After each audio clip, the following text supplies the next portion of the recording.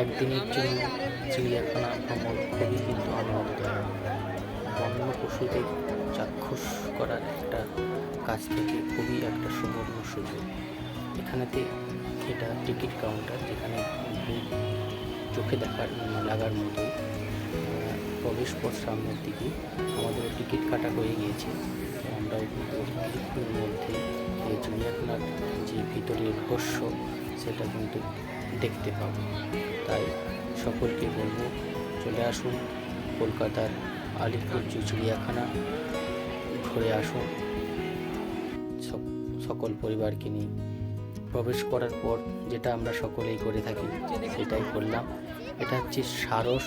এখানেতে অনেকগুলো সারস রয়েছে যেগুলো উড়ে বেড়াচ্ছে। একটা খাঁচার মধ্যে বন্দি রয়েছে এরা। খাঁচার মধ্যে কিন্তু কিছু গাছ, একটা জলাশয়, খুব সুন্দর দেখতে। এদের ডানাগুলো খুব বড়। এরা কিন্তু উড়ে যাচ্ছে, যেটার আকর্ষণ, এটা একটা খুবই আকর্ষণীয় যে বাঘমামাকে চাক্ষুষ দেখা।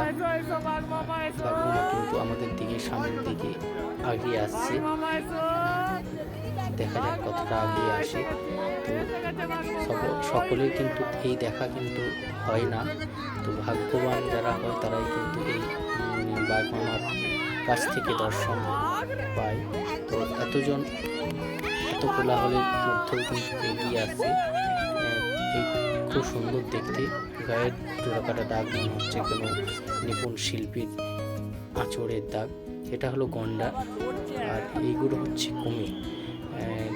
যেগুলো দেখে মনে হয়েছিল যেন একটা কোনো আস্তরণ বা তৈরি করা কোনো কিছু দিয়ে তৈরি, ফাইবার দিয়ে, কিন্তু যখন নড়াচড়া শুরু করলো তখন মনে হলো না, এটা কোনো সাজান্তের জিনিস না, এটা প্রাকৃতিকই সৃষ্টি। এটা একটা ক্রোকোডাইল, কুমির, যার নড়াচড়া দেখে আমাদের মনের যে ভ্রমটা কয়েক মুহূর্তের মধ্যে দূর হয়ে গিয়েছিল। এদের শক্ত আস্তরণ দেখে মনে হয়েছিল এগুলো পাথরের তৈরি কোনো কিছু, কিন্তু যখন নড়লো বা তখনই বোঝা গেল। এটা হলো চিতাবাঘ, আর এটা হচ্ছে জিরাফ। এদের কিন্তু গায়ের সেই সাদা ডোরাকাটার দাগগুলো কিন্তু খুবই সুন্দর এবং খুবই আকর্ষণীয়। যে কোনো মানুষের চিত্রকে হরণ করে নিতে পারে এদের যে রূপসজ্জা বলা যায় না, যেটাই বলি না কেন সেটাই কিন্তু এখানেতে কম মনে হবে। এটা মানে হোয়াইট পিকক, মানে সাদা ময়ূর, ওই সামনের দিকে আছে। এটা উট পাখি। এটা হচ্ছে কাকাতুয়া সাদা। এটা তো গন্ডার আগেই বলেছি। এগুলো হরিণ। এটা ক্যাঙ্গারু, যেটা এগুলো লম্বা গলা। জিরাফ সব থেকে লম্বা গলাযুক্ত প্রাণী। এগুলো ক্রোকোডাইল। এটা একটা ময়ূর। এখানে